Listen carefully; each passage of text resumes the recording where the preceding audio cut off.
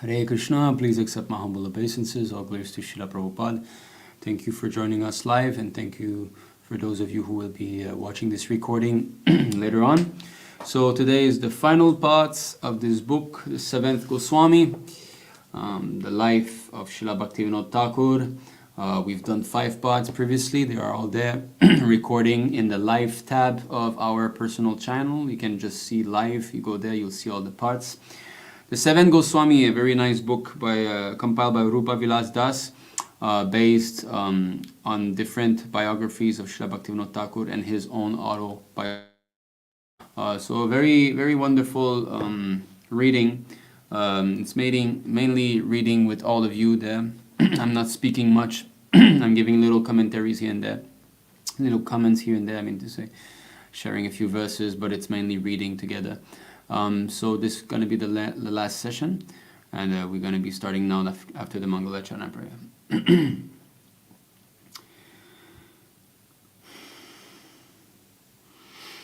Om Gyanati Mirandasya Gyananjala Shalakaya Chakshurun Milatam Yena Taismai Shri Gurave Namam Shri Chaitanya Mano Bhishtam Stapitam Yena Bhutale Svayam Rupa Kadamahyam Dadati Svapadantikam Vandeham Shri Guruho Shri Uta Padakamalam Shri Gurum Vaishnavamscha Shri Rupam Sagrajatam Sahagana Raghunantam Vitam Tam Sajivam Sadvaitam Savadutam Parijanam Sahitam Krishna Chaitanya Devam Shri Radha Krishna Padam Sahagana Lalita Shivishakam Vitamscha He Krishna Karuna Sindhu Dina Bandho Jagatpate Gopesha Gopika Kanta Radha Kanta Namostute Tapta Kanchana Gaurangi Radhe Vrindavaneshwari Vrishabhanu Sute Devi Pranamami Hari Priyam Panchakalpatarubhischa Kripa Sindhu Bevacha Patitanam Pavanebhyo Vaishnavebhyo Namo Namo Namo Vishnu Padaya Krishna Prishta Bhutale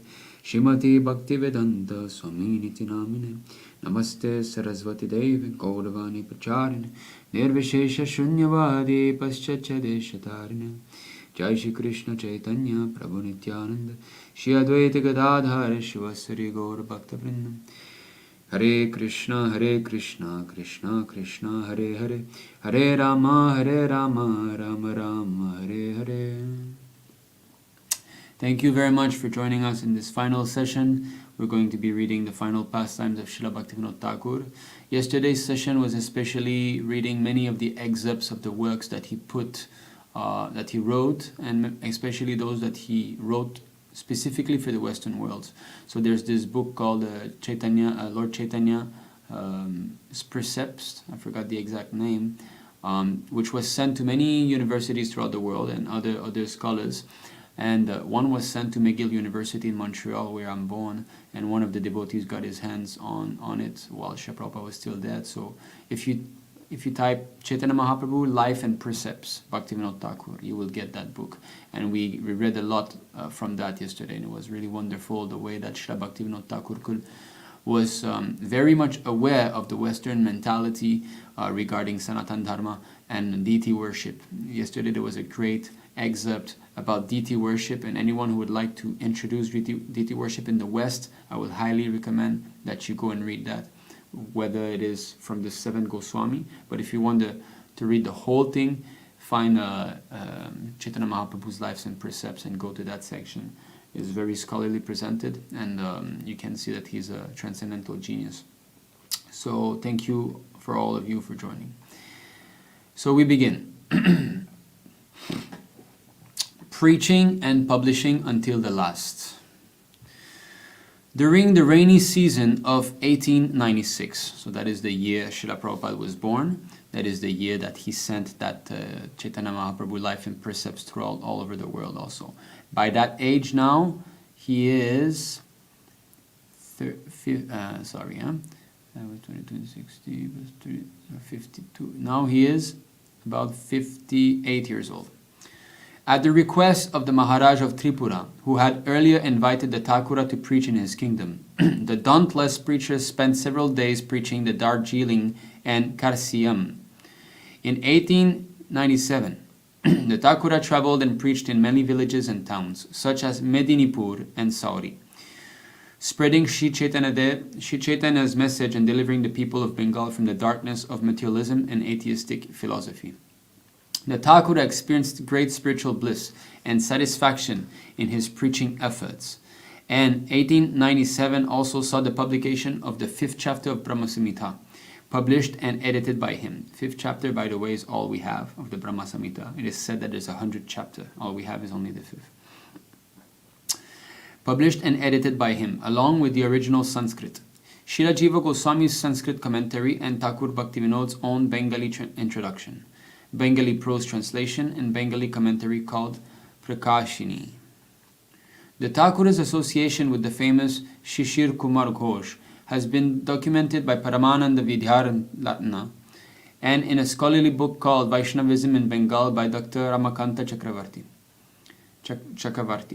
Shishir Kumar Ghosh, 1840 to 1911, was a famous journalist, the founder and editor of the Amrita Bazar Patrika, and formerly a Brahmo, follower of Ramohan Ray.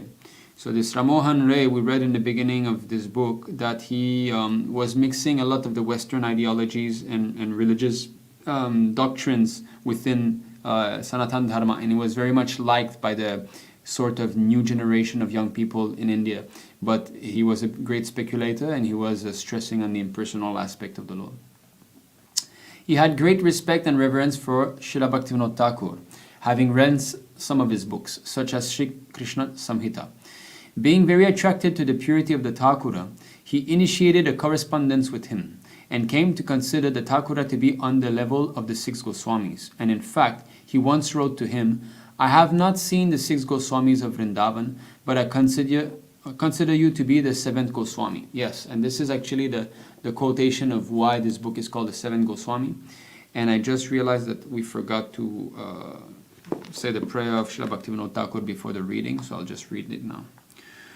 Namo Bhaktivinodaya Satchidananda Namine Gaura Shakti Swarupaya Rupanuga Varayate.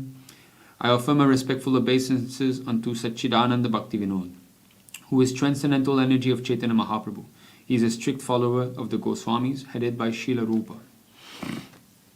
So the term, the 7th Goswami, was coined by this Shishir Kumar Ghosh. So he said, "I have not met the 6 Goswamis in Vrindavan, but I consider you to be the 7th Goswami." He published a book about the life of Lord Chaitanya in English called Lord Gauranga, or Salvation for All, in 1897, being inspired by the Thakura's book Sri Chaitanya Mahaprabhu, His Life and Precepts, which is what we've read excerpts from yesterday. He wrote biographies of Lord Chaitanya's followers and published an edition of the Chaitanya Bhagavata. He also preached the glories of the holy name in the Calcutta area and many villages in Bengal, being inspired again by the Thakura's example. Oh, so he made a preacher. Bhaktivinoda Thakur made a preacher. This Shishir Kumar Ghosh here was so inspired by Bhaktivinoda Thakur's preaching that he himself started to spread this Vaishnava Dharma. Practically speaking, in this time in India, who was preaching the cult of Chaitanya Mahaprabhu? It was only Bhaktivinoda Thakur, and he had to deal with sahajias of many types. He had to deal with so-called incarnation like Bisaki Sen and other who would pass as Lord Brahman, Lord Shiva. He had to deal with caste Goswamis. He had to deal with the oppression of the English rule in India. He had to do his court duties. I mean, it's mountainous what he had to deal with. His Vaishnava journal, Shri Vishnu Priya O Ananda Bazar Pratika, was published under the editorship of the Thakura on a fortnightly basis starting in 1890. Later it became a monthly. The Thakura severed his links with the magazine in 1899 because he felt the journal was indulging in prajalpa, idle or useless talk, by mixing Vaishnavism with the news of secular politics. Yes, so we saw that Bhaktivinoda Thakur was not so much interested in politics. Even at one point yesterday we read, he was posted in an area where there were riots between Hindus and Muslims. And he conducted a few judgments there, and then he wanted to be moved because he said, I would be partial to the Hindus, and he did not want to continue doing this. He wanted to fully dedicate in preaching the pure, unadulterated bhakti. Shishir Kumar was a nationalist, and he could not restrain himself from mixing in his views, which were very much opposed to the British Raj. The Thakura, on the other hand, being firmly situated in transcendence, could understand the futility of such indulgences and understood that the pressing need in human society was God consciousness. Men were spiritually all brothers. The business of dividing into camps of friends and enemies on the basis of the bodily conception of life had little to do with the reality he was interested in communicating to the people. You see, so even in present day, we have got a lot of Hindu Muslims, fights going on in India, and there's a lot of emotions that arise from that. So of course, we know that Muslims are very much, many of them are prone to eradicate Sanatana Dharma from India. And it's okay to discuss about it, but ultimately, unless both camps, one of them become Vaishnav, there's not really real help that is being done. We have to preach the pure knowledge that, this I'm Muslim, I'm Hindu, that is nonsense, Saeva Gokara. During the year of 1898 and 1899, the Thakura was fully absorbed in preaching, book publishing and bhajan. In 1898, the great work called Shri Krishna Karanamrita by Srila Lila Shuka Bilvamangala Thakur was published by Srila Bhaktivinoda Thakur with the original Sanskrit. The Bala Bodhini Tika, commentary of the older brother of Kavi Karnapura, Chaitanya Das Goswāmī, a final summary, and Bengali prose translations of the verses. In the same year, he wrote a commentary on the Upadeshamrita of Srila Rupa Goswāmī. He published an edition of Bhagavad Gita with the commentary of Shripad Madhvacharya and Sri Goloka Mahatmyam, the second kanda of Sanatan Goswami's Brihad Bhagavatamritam, with the original Sanskrit and his own Bengali translations of the verses. The two last classes, actually, we read so many of his works that he published. Literally, there's chapters in this book and pages in this book that's only listing the works that Bhaktivinoda Thakur has written. He has written so many. It's unbelievable. In 1899, a Sanskrit classic of Srila Narahari Sarakar called Shri Bhajanamrita was brought to light and translated into Bengali by the Thakura.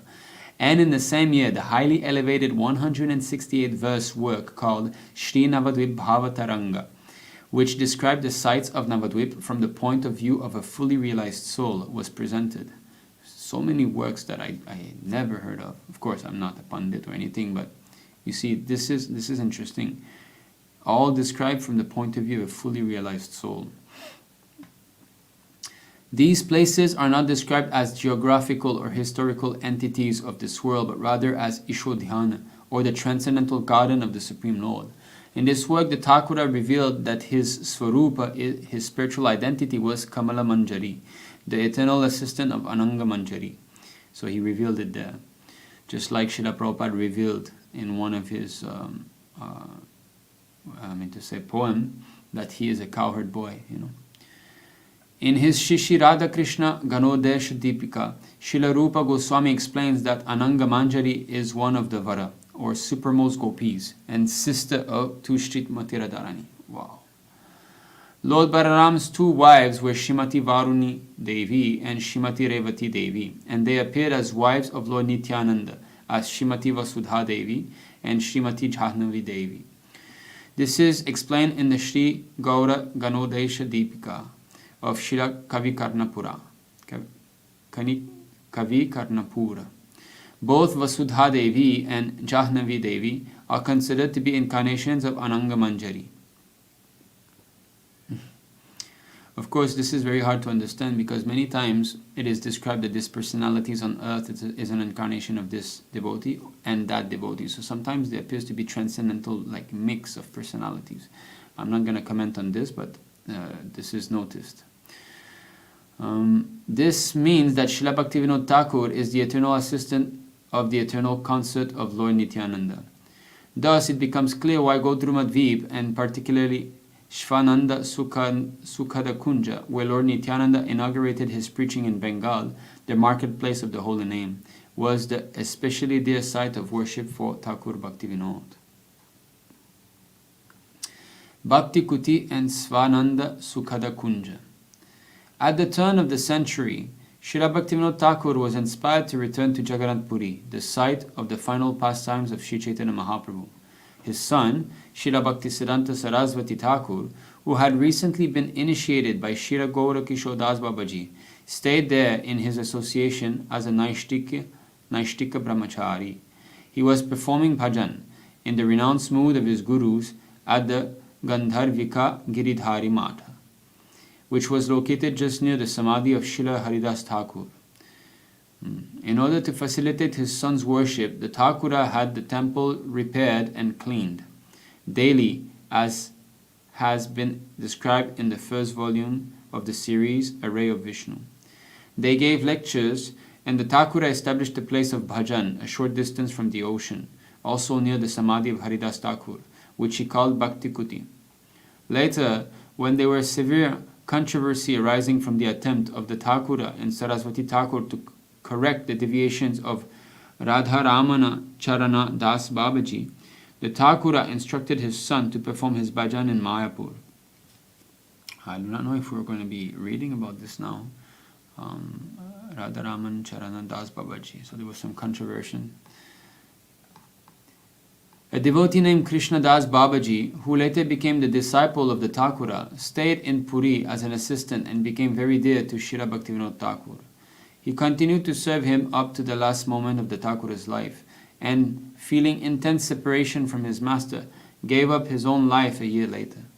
His samadhi is found just next to the Thakura's in Godrumadvipa. At Bhakti Kuti, the Thakura performed his bhajan in solitude. His biographers state that occasionally some impious rascals tried to disturb him, but Krishna protected him in every respect. A number of sincere persons also came there to see him, however, and they were inspired and saved by his association and blessings, which he readily gave them. The Thakura stayed in Puri for some time, but he eventually returned to his place of Godrumasvananda Sukhada Kunja, where he continued to chant and to translate and write books. In 1900, so Thakura is now 62 years old. One of his most important works, Sri Harinam Chintamani, was published. Okay, so 62 years old, at the very beginning of the last century, Harinam Chintamani was published. It presented the teachings of Srila Haridas Thakur about the holy name and other important aspects of spiritual practice, as collected from various Gaudiya Vaishnava literatures. So there's a series of lecture on the Harinam Chintamani that was given by Shriman Tadvavid Das Brahmachari. It is there in the ISKM TV. You can find. It was divided into 15 chapters and composed in Bengali verse form. In 1901, he published Srimad Bhagavatarka Marichimala.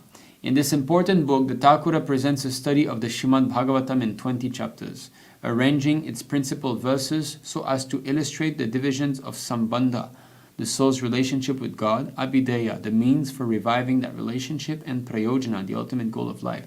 Wow, that is nice. So, the Thakura presents a study of Srimad Bhagavatam in 20 chapters, arranging its principal verses. So it's not all the verse, but principal verses in the category of Sambandha, Abhideya, and Prayojana. That is very nice. And what is that called? Srimad Bhagavatarka Marichimala. That is a very nice... Fortunately, when I copy like that, the diacritics are all messed up, so I'll just take a screenshot. Any one of you maybe can write this down. That's nice, because, I mean, this Sambandha, Abhideya, Prayojana is a very good way of approach to study books, you know. The Sanskrit verses were accompanied by Bengali prose translation and explanations by the Thakura. The Bhagavatam is compared to the sun, and each chapter is considered to be an individual ray of Bhagavata sunlight. In his concluding remarks, Srila Bhaktivinoda describes how he came to write the book as he did. How I was inspired to compile this work is a mystery which I felt improper to disclose, as it might constitute spiritual conceit. Subsequently, I realized that it would be a slight against my spiritual master, which might stand as an obstacle on the path of my spiritual progress. And therefore, without any shame, I record the fact that, while under the benediction of my Guru, I was meditating deeply upon the Srimad Bhagavatam one day, when in a vision Shri Svarupa Damodar, The intimate adherent of Lord Sri Chaitanya Mahaprabhu instructed me to compile the verses of the Bhagavata in accordance with the principles of Sambandha, Abhideya and Prayojana as set forth by Sri Chaitanya. Wow, that makes this book even more attractive. Swarup Damodar instructed him. So that the book could be read with an easy understanding and with happiness by the devotees of the Lord, Shri Swarup Damodar further guided me by giving me a wonderful explanation of the first verse of the Bhagavata, and he also showed me how I was to explain the verses in the light of the Gaudiya Vaishnava philosophy. Just see, these personalities are not in time and space, They can communicate with one another.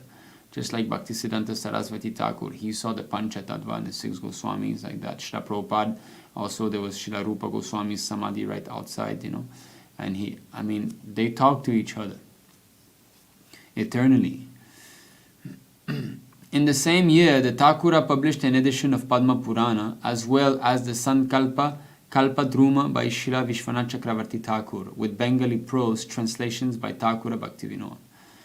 In 1902, he brought out a supplement to Harinam Chintamani called Bhajana Rahasya. It was arranged in 8 chapters, and the chanting of each chapter is to be observed in correspondence with each 3-hour period of the 24-hour day. Each chapter corresponds also to one verse of Sri Chaitanya Mahaprabhu's Shikshashtakam and deals with one of the 8 steps in the gradual development of Krishna Bhajan, as is enunciated by Srila Rupa Goswami in his Bhakti Rasamrita Sindhu. Wow, this is transcendental genius. So 8 chapters, each chapter is to be observed like in correspondence with 3 hours, right? Because 8 times 3, 24 hours. Then each chapter corresponds also to a verse of the Shikshashtakam. Not only that, also one of the 8 steps of, Atau Shraddha, Tata Sadhu Sangha, Bhajana Kriya, like that. Wow, this is another Bhajana Rahasya. Krishna, I just have too many, not enough with one life. Okay, as enunciated by Srila Rupa Goswami in his Bhakti Rasamrita Sindhu. This is, sorry, I'm taking some notes here. Okay, all the chapters are filled with scriptural quotation explaining the philosophy and practice of worshipping Krishna. Each Sanskrit verse is accompanied by the Thakura's Bengali translation in both prose and verse. This was one of his last major works, and it can be observed that the subject matter of the Thakura grew increasingly more elevated and esoteric as time passed. It is clear that his daily existential experience was on the same level as that of the 6 Goswamis of Vrindavan. In 1904, he published Sat Kriya Saradipika, a Sanskrit work by Gopal Bhatta Goswami on the samskaras, purificatory rites, and other practices pertinent to both Vaishnava Grihastas and renunciates. He gave his own Bengali translation as well. In 1906, he published the Bengali verse classic Prema Vivarta, a book by Jagadananda Pandita, the incarnation of Satyabhama, who explained his loving mood with Lord Chaitanya and the glories of the holy name. Okay, we'll come to the last known. The last known work of Srila Bhaktivinoda Thakur was called Shri Svaniyama Dvadashakam, 12 verse of self-imposed regulative principles. I actually quoted from that a few days ago, just before starting this series, one of the verses. Written in 1907. The Sanskrit stava was modeled after the famous stava of Raghunath Das Goswami called Svaniyama Dashakam, which was comprised of 10 verses of self-imposed vows. This work was a final statement of the Thakuras, an illuminating set of instructions regarding preparation for the spiritual realm of existence, and his expressed determination not to budge from the path established by Srila Rupa Goswami. So here we have it. So it's going to be 12 verses. So this is the translation. Okay.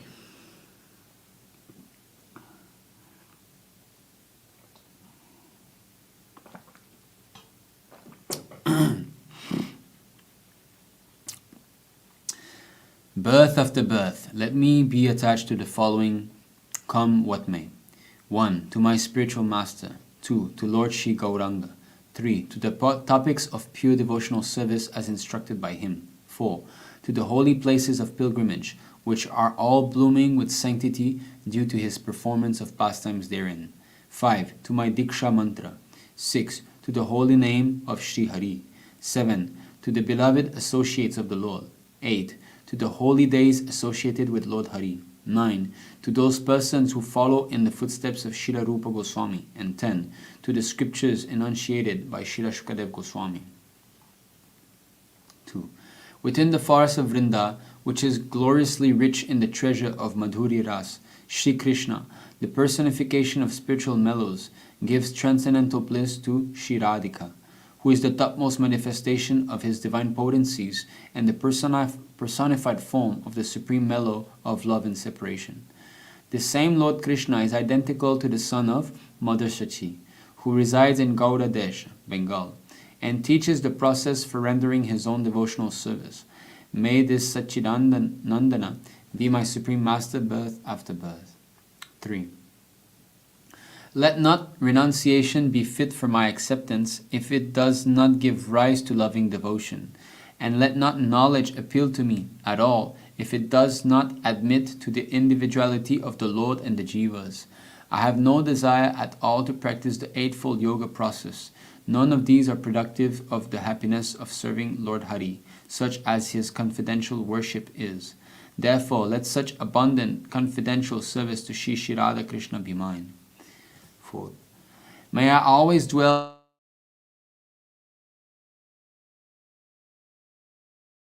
Gauranga Mahaprabhu, and there perform devotional service as is practiced in Vraj. Let me never dwell in any other place, even if it be fit for the happy residence of the most enlightened persons, nor even in a palace furnished with all the rich trappings of sovereignty. 5th. I have no attachment at all for the caste divisions of society, Varnas, and I certainly do not identify with any of the social orders of life, ashramas. I have not the least fondness for religion or for sinful life in this world. Instead, I desire to perform whatever duties are required for the maintenance of my body of dull matter, so long as they facilitate my performance of pure devotional service. 6. My austere vow is devotion to the lotus feet of Shri Hari.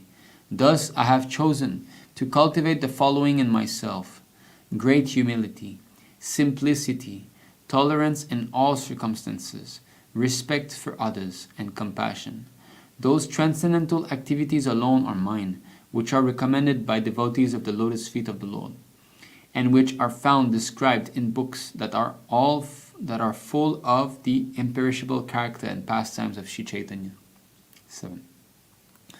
I have no longing for residence in the kingdom of Vaikuntha, nor for sense gratification or material works. I will never cherish the desire for attaining impersonal liberation, even for a second. There are, moreover, pastimes of Shri Hari that are purifying for the conditioned souls. Yet they are different from the bliss experienced in Vraja, and being devoid of any relationship with Shri Radhika, they give me no happiness at all. Wow. You can really see the mood of a devotee in a particular rasa is, others don't. 8. I disown wife, daughters, sons, mother, and all my friends if they have no genuine attachment for Lord Hari, for his devotees, or for his devotional service. It is a great blunder even to accept foodstuffs prepared by such non-devotional, materialistic sense gratifiers. How will the perfection of my Hari Bhajan ever come about if I remain in their association? 9. Some persons have utterly rejected the evil company of those who are blinded by mundane logic, those who are addicted to the fleeting pleasures of the dull material body, those who turn their faces against Lord Shri Krishna, and those who are fond of the inferior concept of impersonal liberation. However, being swollen with excessive pride, they worship Govinda without Srimati Radharani being present. Therefore, I vow that I will never go near such as these, not even for a second.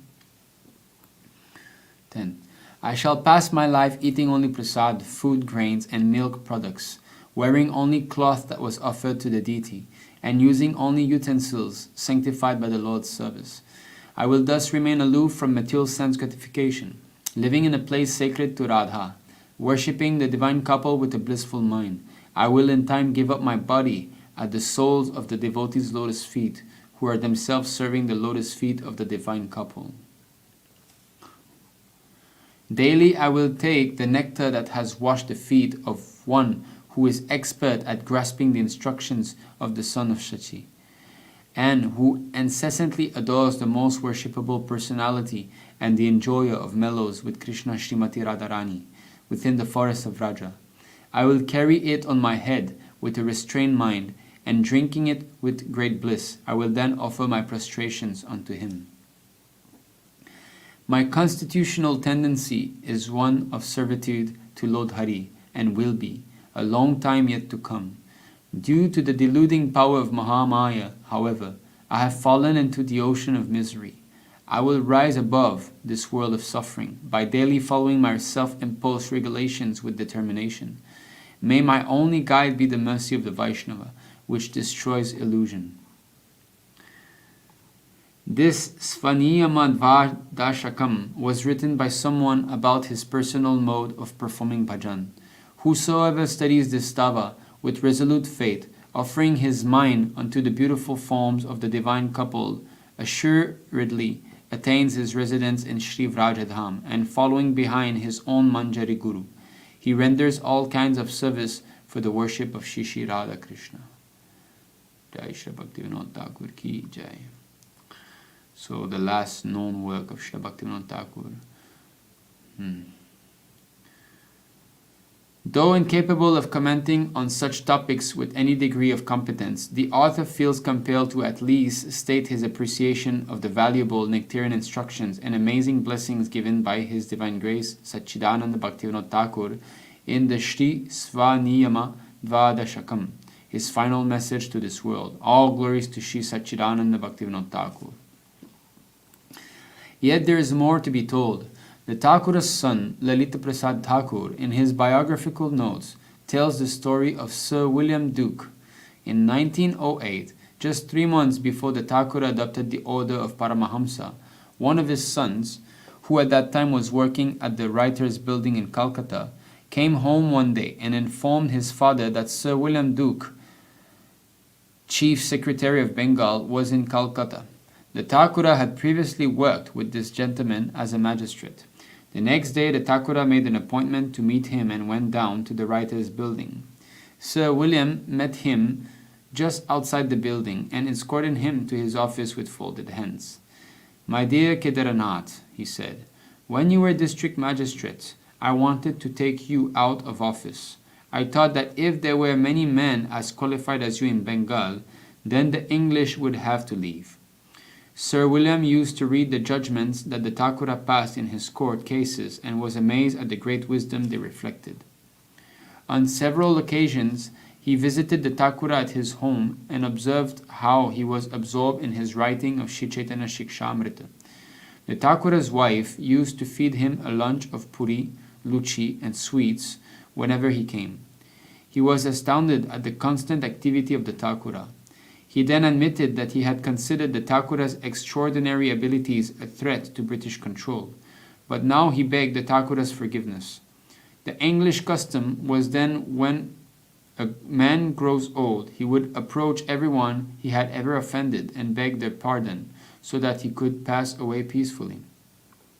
After hearing Sir William Duke's apology, the Thakura replied, "I considered you to be a good friend and well-wisher all along."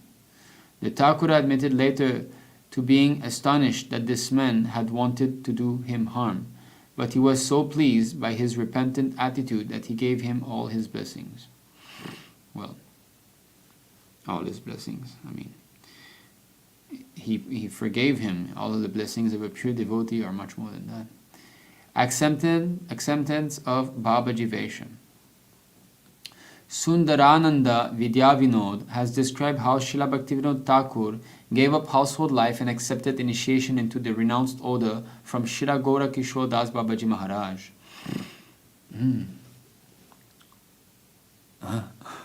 So he accepted the Babaji Vesha by Gaura Kishore Das Babaji Maharaj, but Gaura Kishore Das Babaji Maharaj is considered to be his Shiksha disciple.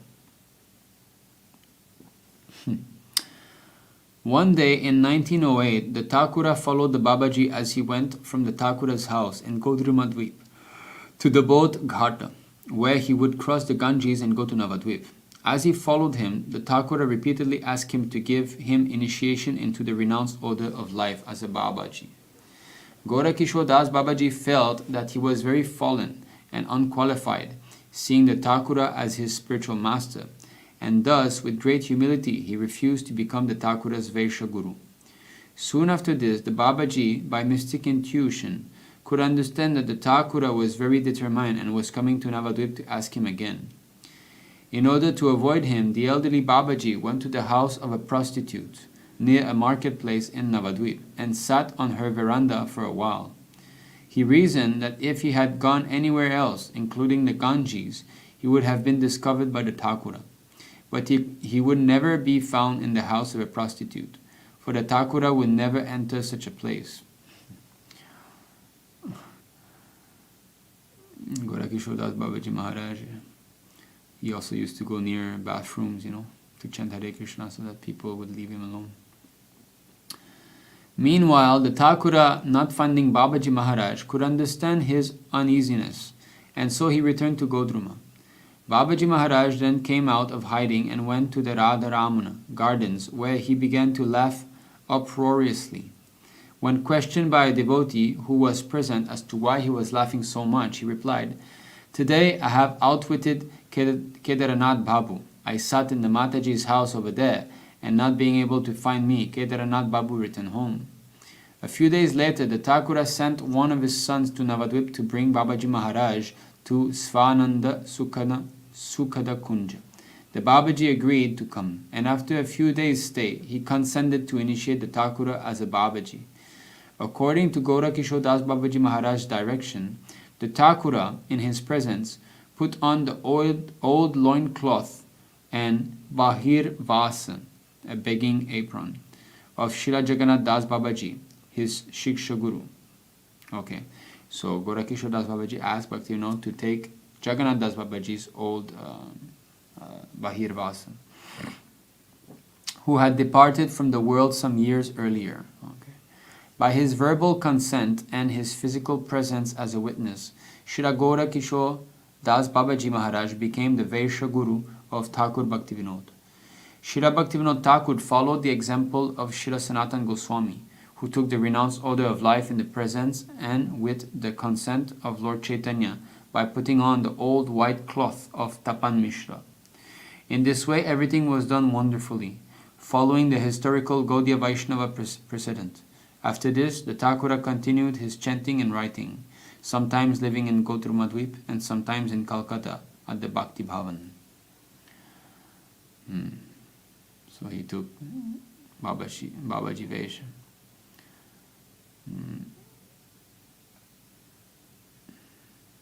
1908, at the age of 60 years old.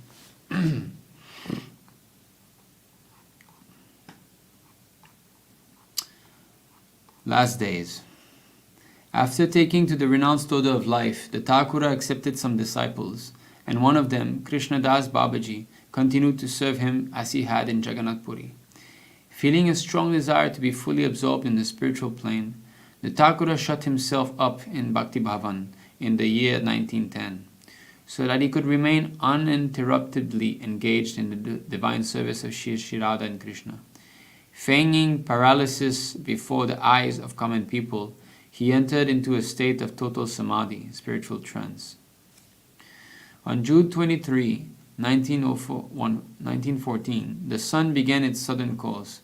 It was the same day that Gadadhar Pandit, the incarnation of Srimati Radharani, had left the world some 450 years before. Precisely at noon, the Thakura entered the eternal pastimes of the Lord, far beyond the vision of the conditioned souls of this world.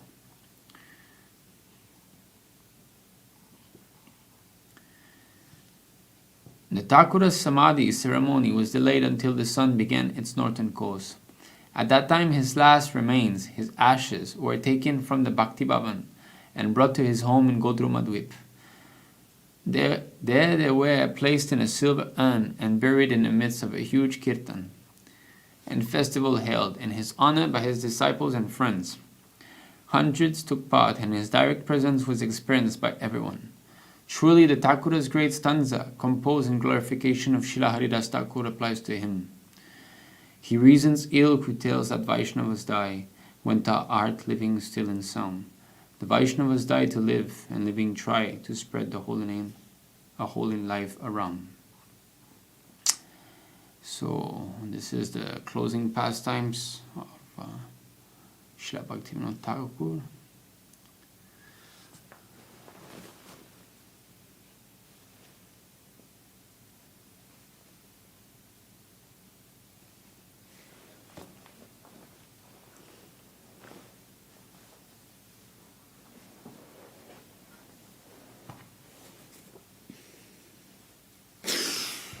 Excuse me.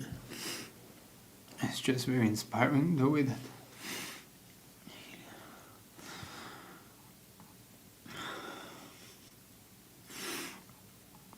excuse me.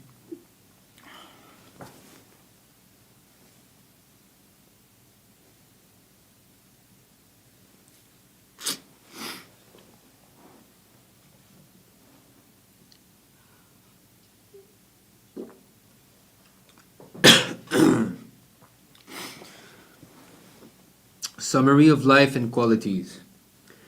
The Thakura's biographers have summarized his life and accomplishments in various ways, each of them exhibiting keen appreciations of various aspects of the character and accomplishments of this Mahabhagavata. Our beloved Acharya, His Divine Grace C.C. Bhaktivedanta Swami Prabhupada, gives a summary appreciation of the Thakura in a transcription of a lecture given according to the text itself on Gaura Purnima in 1969.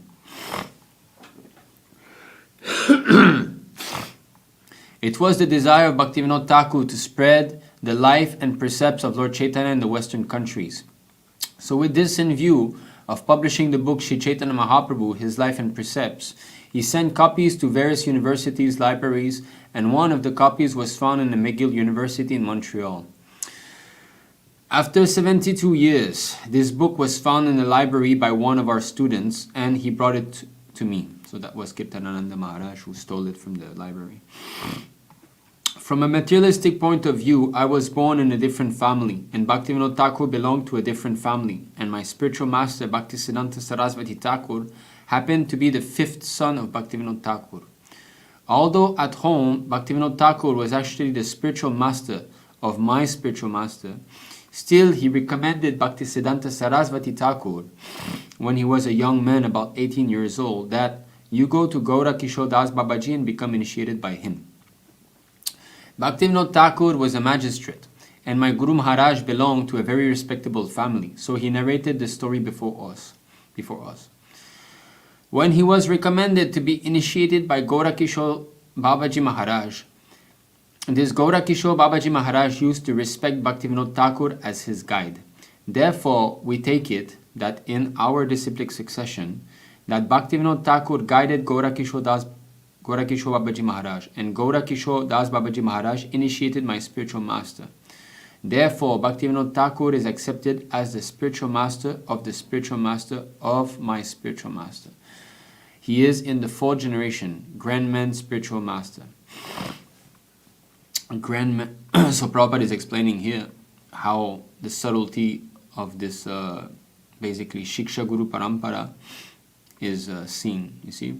Although Bhaktivinoda Thakur, he took initiation to the Babaji Vaishya by Gaura Kishore Das Babaji, still Gaura Kishore Das Babaji saw him as his guide. So like that. And then Srila Prabhupada, fortunate Grand Man Spiritual Master. This is the first time I hear this term. I know the term Param Guru, like the grandfather spiritual master. But Grand Man Spiritual Master is the first time. So, Chaitanya Mahaprabhu's Sankirtan movement, which Bhaktivinoda desired in 1896, and somehow or other, coincidentally I do not know what was his desire. I was also born in that year. And by Krishna's desire, I came to the disciplic succession, to Sarasvati Thakur, and he asked me to go to the Western country and preach Chaitanya Mahaprabhu's teachings. The spiritual line of understanding is different from the materialistic point of view. This idea is that I was born in a different family and Guru Maharaj was born in a different family. Bhaktivinoda was at that time a magistrate, a government servant. By Lord Chaitanya's desire, we have come in the same line of disciplic succession. What was taught by Bhaktivinoda Thakur in 1896, that these teachings of Lord Chaitanya should be spread in the Western countries by chance or coincidence, it is now happening. We should take it for granted that whatever is happening at the present moment by my humble endeavor, it is all the grace of Bhaktivinoda Thakur. Therefore, on this auspicious ceremony of Lord Chaitanya's appearance day, it will be greatly beneficial for us to hear from Bhaktivinoda Thakur what he wrote 72 years before. And after 72 years, being a humble servant in that line, I'm trying to distribute his teachings. There is a spiritual coincidence, and we should take advantage of Bhaktivinoda Thakur's book. So Prabhupada is speaking that, this Life and Precept, 1896.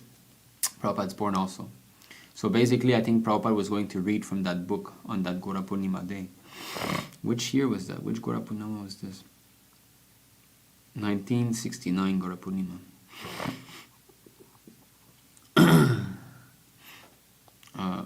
I'm trying to distribute it. There is a spiritual content. Practically, this Chaitanya movement was, of course, Lord Chaitanya inaugurated this movement 500 years ago. And after that, so many pseudo-Chaitanyites depreciated the whole thing.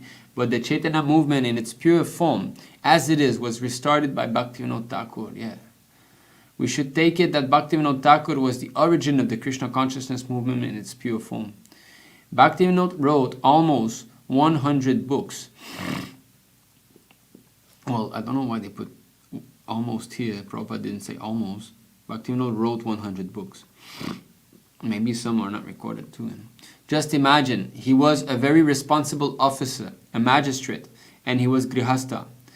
Also had many children. Altogether, he had 10 children, and he had to take care of children, the office of magistrate and extra religious work. He was made superintendent of the temple of Jagannath because the government knew that Bhaktivinoda Thakur was a very highly advanced religious person. And that was only in his mid-30s, when he was...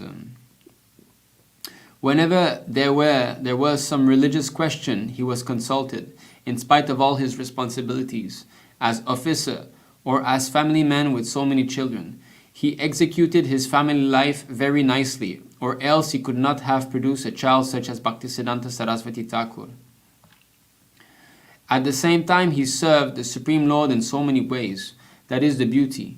He has written so many books, and in spite of cumbersome duties, that is the beauty of his life. He would come from the office in the evening and take his meals and go to bed.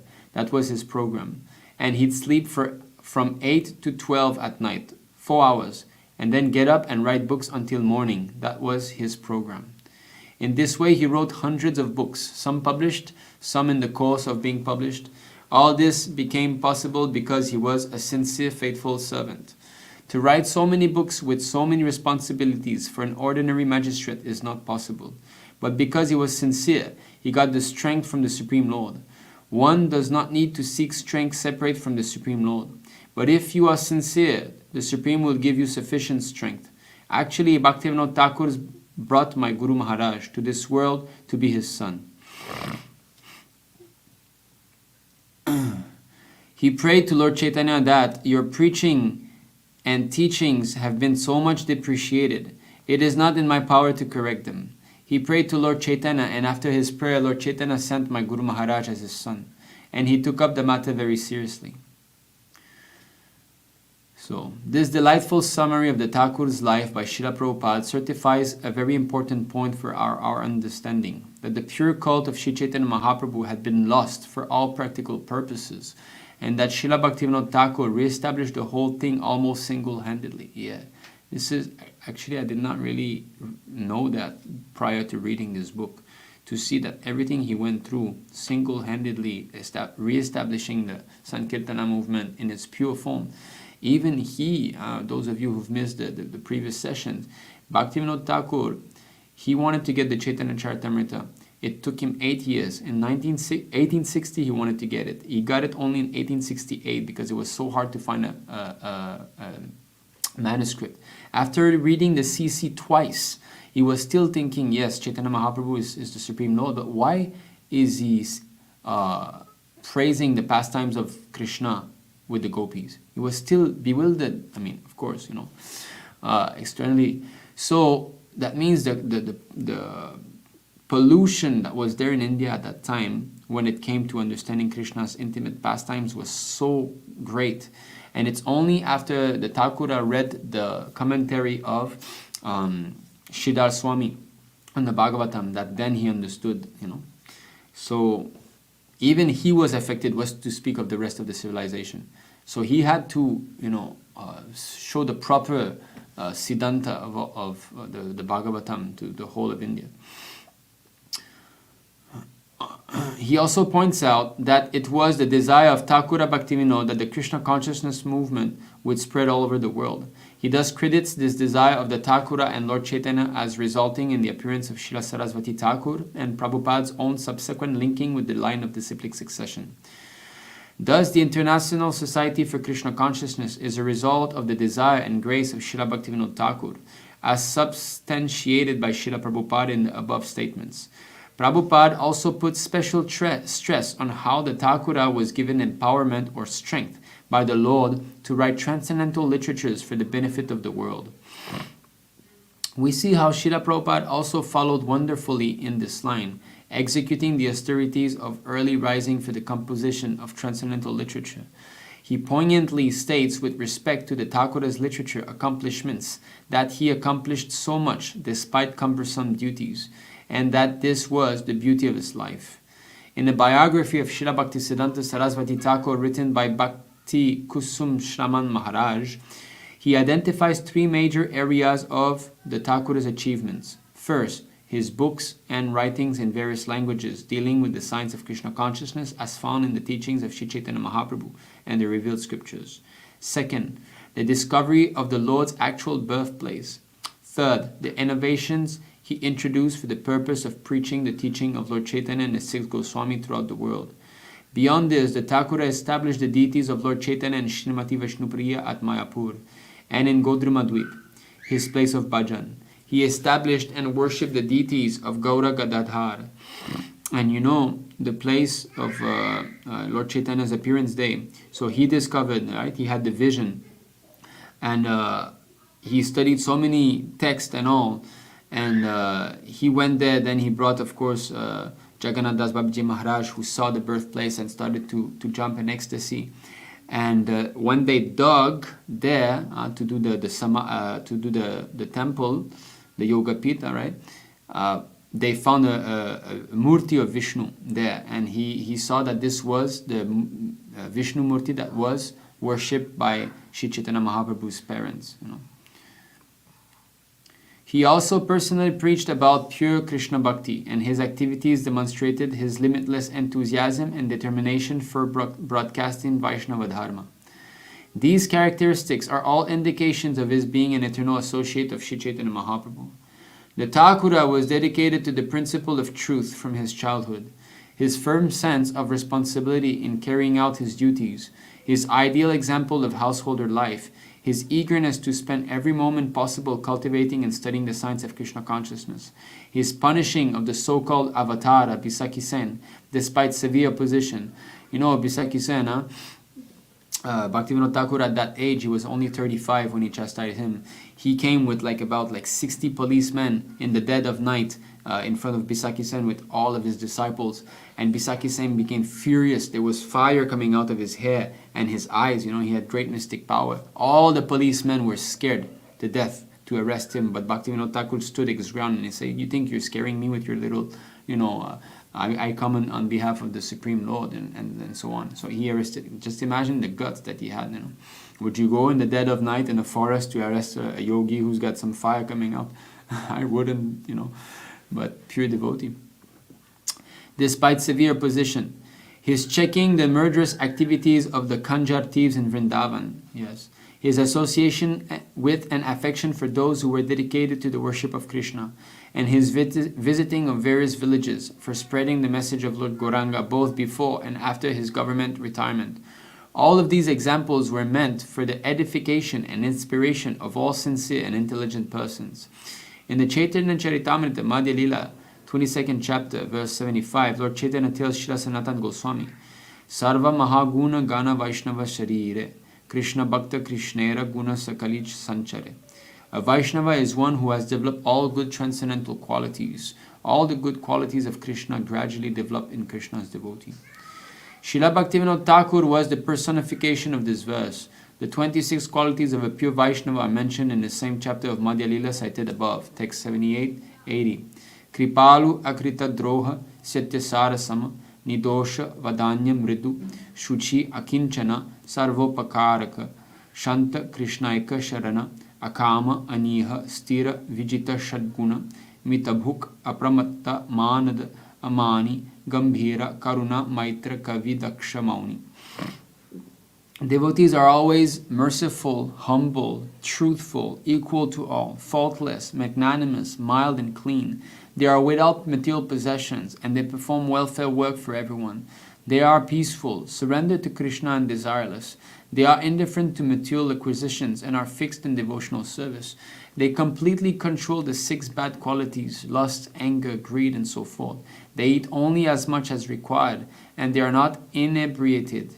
They are respectful, grave, compassionate, and without false prestige. They are friendly, poetic, expert, and silent. Srila Bhaktisiddhanta Saraswati Thakur has discussed these 26 qualities at length in his introduction to Thakur Bhaktivinoda's Jaiva Dharma. He mentions there that the Thakura displayed all of these qualities of a pure Vaishnava, and that the most directly perceived was his eagerness to remain always fixed in the devotional service of the Lord, without wasting a single moment. The Calcutta High Court Judge Sarada Charan Mitra, a friend of the Thakura, who supplied him with valuable old manuscripts, remarked in the 1916 introduction to the biography, A Glimpse into the Life of Thakur Bhaktivinoda, I knew Thakur Bhaktivinoda intimately as a friend and a relation. Even under pressure of official work as a magistrate in charge of a heavy subdivision, he could find time for devotional contemplation and work. And whenever I met him, our talk would turn in a few moments to the subject of bhakti and Dvaita Dvaitavad, and the saintly work that they lay before him. Service of God is the only thing he longed for, and service under government, however honorable, was to him a clog. His daily schedule. Lalita Prasad Thakur, in his notes on his father's life, describes the Thakur's daily schedule while he was staying in Jagannath Puri. He was never idle, being always engaged in the service of the Lord. Between 7:30 and 8 p.m., he would go to bed. He would then rise just before 10 p.m., light his oil lamp, and write books until 4 a.m. Then he would again rest for a maximum of half an hour. At 4:30 a.m. he would wash his hands and face, sit down and chant on his beads. He never showed his beads to anyone but would chant on them constantly as time permitted. At 7 a.m. he answered all correspondence. At 7:30 a.m. read various religious and philosophical works. And at 8:30 a.m. he received visitors, if any, or else continued to read until 9:30. At that time he would walk back and forth on the veranda of his house, contemplating different religious questions and solving them in his mind.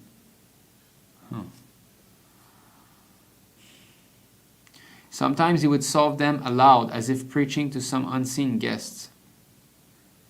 You know, there was this, when he was young, there was an Englishman who taught him the art of eloquent speech in public.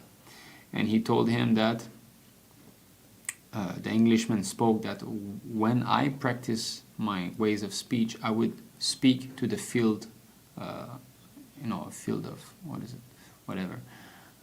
the vegetables, sometimes cornfields or whatever, the wheat. And in this way I practice. So now we see Bhaktivinoda Thakur is doing this and he's preaching. And Bhaktisiddhanta Saraswati Thakur said also, we don't care if someone comes to our meetings. We can preach to the walls also. So it's beneficial to preach, think in our mind and preach even though there's nobody around. He would rest briefly from 9:30 a.m. to 9:45 a.m. Then take bath and breakfast, which usually consisted of half quarter of milk, 2 chapatis and some fruit. At 9:55 a.m., the Thakura would don his uniform and leave for court in his carriage. As a magistrate, he wore a coat and pants. On his neck were 6 strands of large tulasi beads. He was resolute in his court decisions and would decide a case immediately, not tolerating any humbug. He did his business and left. He shaved his head monthly and never cared what anyone thought of it. The lawyers and Englishmen were astounded by the Thakura's capacity for work. At 10 a.m., court began. He would hear between 30 and 50 cases per day, yet he finished by 1 p.m. Wow. That's 3 hours and hearing like 50 cases in 3 hours. I have to make the math. So 3 hours times 60, that's the amount of minutes, divided by 50. 3.6 minutes per case. Can you imagine that? 3.6 minutes. They come in, da-da-da-da, okay, guilty, boom, next, bam, bam, boom. What took other magistrate 1/2 hour, he finished in 5 minutes. He took another 2 minutes to write the judgment in detail. Some of his British superiors became envious and tried to discourage him, but he was not affected. At 1 p.m. he went home, refreshed himself, and then returned to work from 2 p.m. to 5 p.m. Every evening after his court duties, Bhaktivinoda Thakur would translate some Sanskrit religious work into Bengali by dictating it to a secretary. He was dictating also. So secretary was writing. And we see how it happened to Srila Prabhupada. Prabhupada had the tape recorder, and then that tape recorder was heard by the devotee who were typing. Then there was an evening bath and meal consisting of a little rice, 2 chapatis and another half quarter of milk. Srila Bhaktivinoda Thakur worked with a pocket watch, so that everything he did was on schedule, despite his heavy domestic and official responsibilities. Bhaktivinoda Thakur's every moment was embellished with an intense desire to render service to the Lord. His character. In a glimpse into the life of Thakur Bhaktivinoda, Pandit Satkari Chattopadhyaya Siddhanta Bhusan, who was commissioned by the Thakura Bhaktivinoda Memorial Committee to write a short biography of the Thakura in 1916, has written glowingly of the Vaishnava character of the Thakura. He explained that Thakur Bhaktivinoda was so charitably disposed that no one ever went away from his home disheartened, and he who once called on him was sure to meet him again with a smiling face. Srila Bhaktivinoda befriended men regardless of their rank, a phenomenon especially visible when he wildly preached the holy name. He never bore any grudges, and those who were jealous of him or attempted to impede him in his spiritual mission were, in the long run, ashamed of their conduct and often came begging his pardon, which he never refused. And that there was the king of Orissa, at one point offended the Bhaktivinoda Thakur, and he became envious of him. He tried to kill him. He hired some Brahmana Pandit to perform a 1-month yagya to kill Bhaktivinoda Thakur. But at the last day when Bhaktivinoda Thakur was supposed to die, the king of Orissa's first son died actually. That's a story that I had never heard before reading this book. His sense of universal brotherhood made him the friend of all, and he was always eager for the benefit of all. Whoever contacted him was immeasurably benefited. The Thakura was never proud, and his amiable disposition was a characteristic feature of his life. He never uttered a word that would injure another's feelings, and he never chastised anyone unless he was perfectly confident that he had the right to do so for that person's welfare. On the other hand, whoever received a warning from him always felt himself purified by the experience. He did not possess the least shadow of vanity, although he was honored and respected throughout Bengal, Bihar, and Orissa. His profound knowledge of philosophy endeared him to the educated, and his devout bhakti made him the friend of both the gentle and the ruffians. As a government official, he was always taken into confidence by the British officials, and he was consequently well acquainted with the reasoning behind government decisions.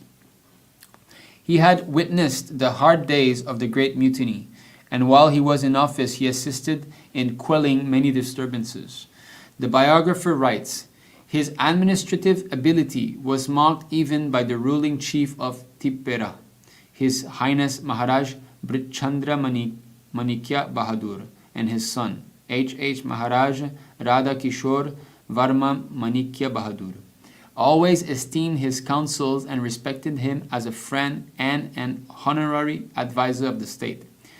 The government of Bengal also on more than one occasion wanted to vest him with honors and titles, but he humbly declined the same each time on the ground that such honors would, instead of doing him good, stand against his holy mission.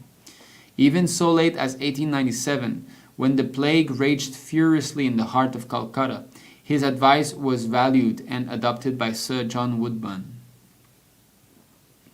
Commenting further on the extraordinary morality of the Thakura, Pandit Siddhanta Bhusan writes, never was a man found more strict in the observance of the moral duties than our Thakur. From his very infancy till his last day, he was a great advocate of truth and never allowed his associates to deviate from the path of duty, which he himself observed with more than strict accuracy. He avoided companies whenever he had the least suspicion of evil motives in them, and never harbored them so long they did not come to repentance. He had to encounter unpleasantness, and on many occasions, in the execution of public duty under the government, by refusing to accept any present from any person. He was above corruption. He never supported the least shadow of immorality, and never crossed the threshold of any place which he knew to be immoral. He had a great dislike for theaters, as these were places where public women were brought in to take part in the play. He knew the common people, who cared little for religion, and who had generally happy-go-lucky days to spend were apt to go astray in the broad wilderness of the world, if he himself refrained from showing them the proper way by his own example. We can see also how Srila Prabhupada never went into a movie theater. He was actually dragged by one friend at one point, but he didn't even go inside. And he said, Prabhupada, that when he used to take the plane, he would close his eyes when the movie was playing, to not have the impression get in his mind. And we are nicely watching some videos on Facebook and YouTube and all. Example is better than precept, and so his absolute distaste for anything immoral helped many good souls to open their eyes, and also persons already in confusion to correct themselves. When the well-known dramatist Girish Chandra Ghosh came to request him for presiding over the gathering on the opening day of his well-known play Chaitanya Leela, he had to politely decline the offer. In this regard, the Ramakanta Chakravarti, and just to tell you, you see how even though it has to do with Chaitanya Mahaprabhu, because it's performed by some commoners, he declined.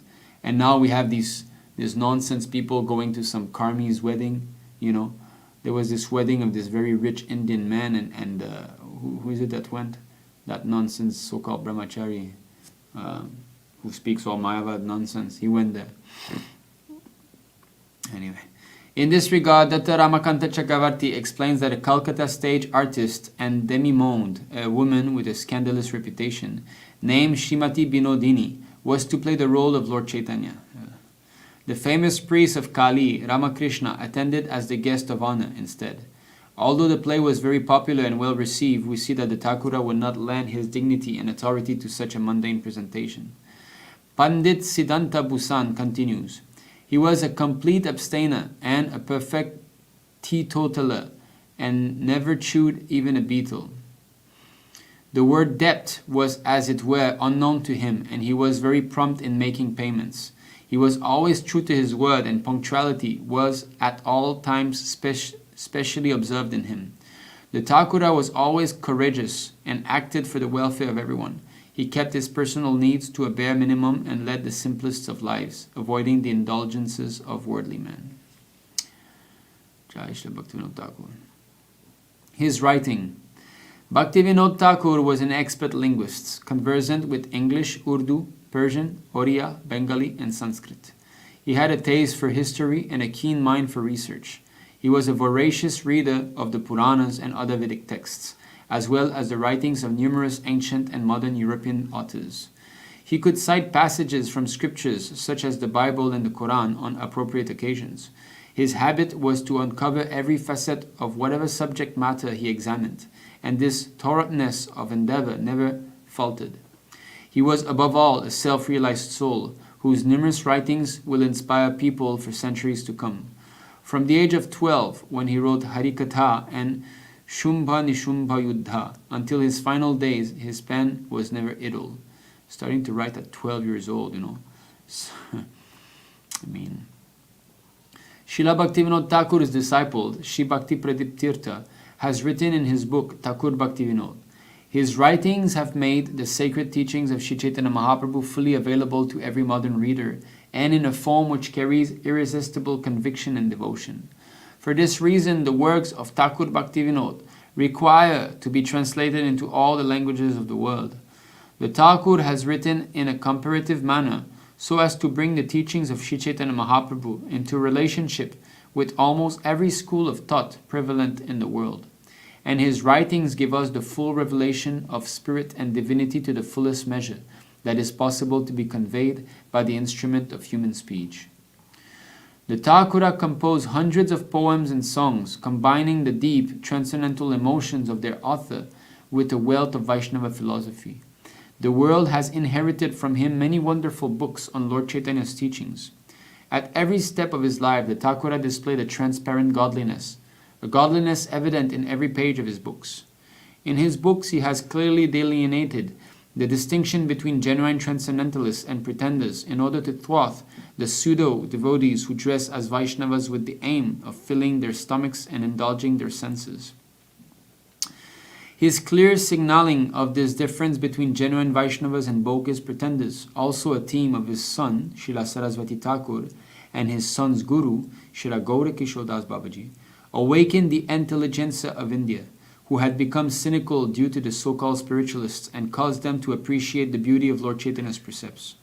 The Thakura was seen, and rightly so, as a God-sent pioneer of the movement for re-establishing unalloyed devotion to God.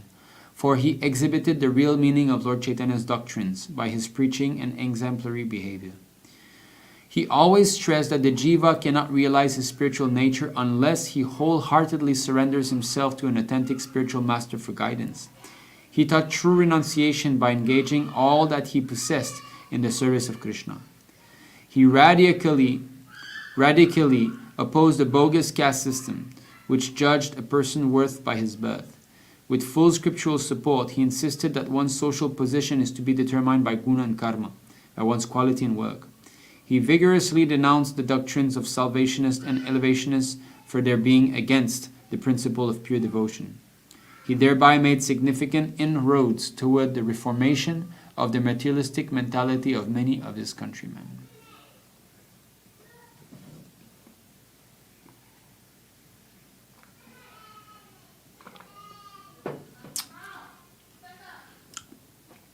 His predictions. He proposed that all contending theories and religions could be unified through the scientific teachings of Lord Chaitanya, for the universal religion of all souls is devotional service to the Supreme Lord. It was his specific desire that the teachings of Sri Chaitanya Mahaprabhu be spread all over the world. In his monthly Vaishnava journal, Sajjana Toshini, he wrote, Shriman Mahaprabhu did not descend with his associates to deliver a certain number of human beings in the land of India, but rather his purpose was to deliver and uplift all living beings in all countries of the world by practicing the eternal religion of all souls.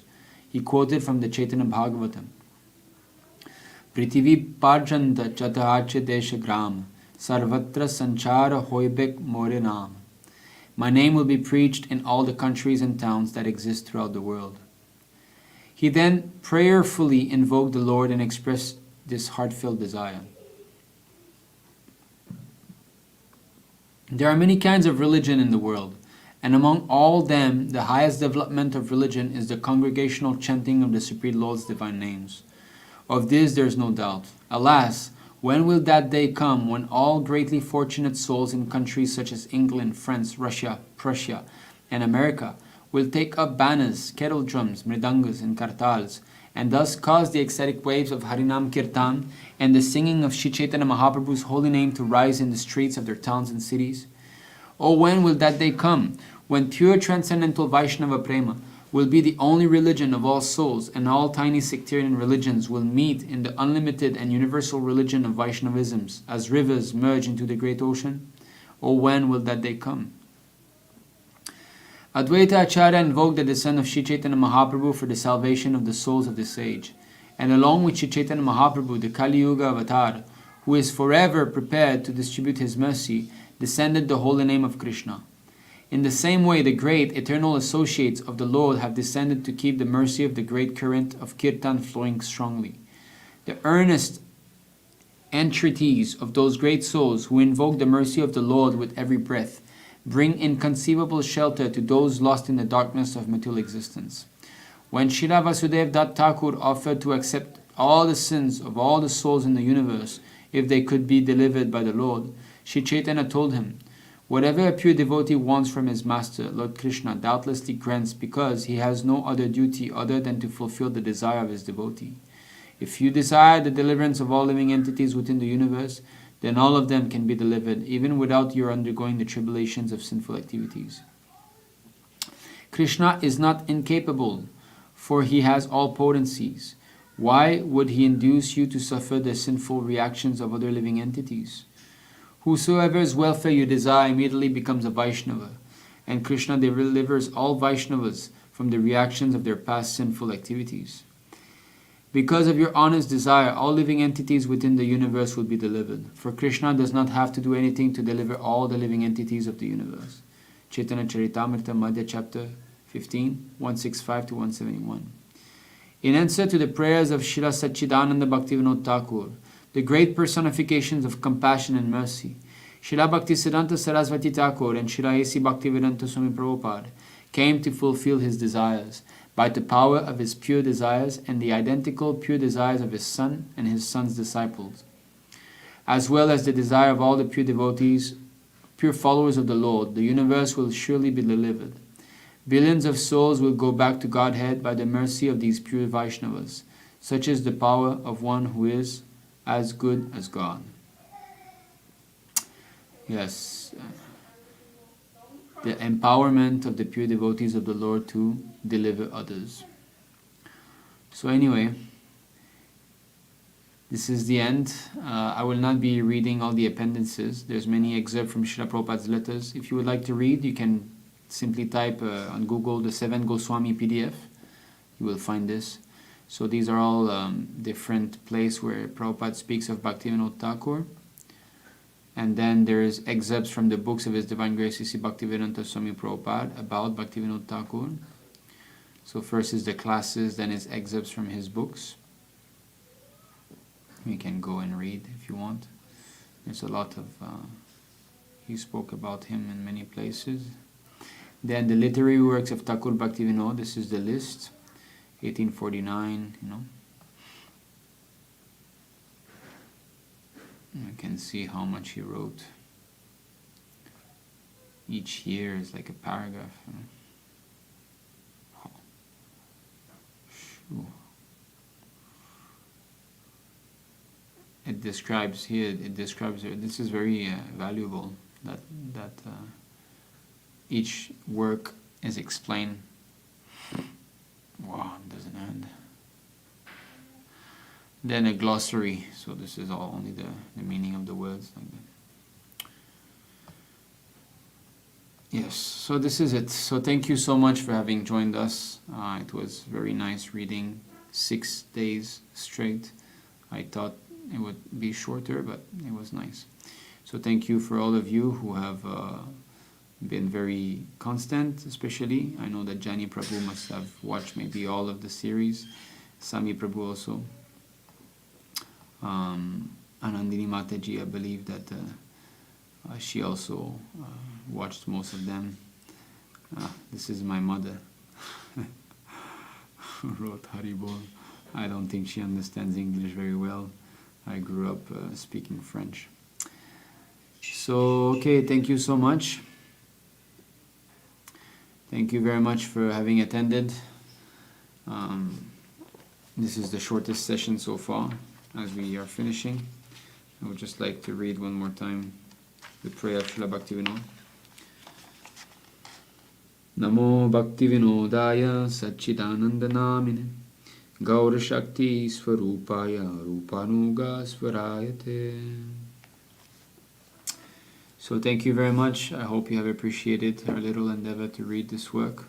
So, of course, what can I add to this? I just wanted to read it actually, and I thought why not read it online so that other devotees also can hear.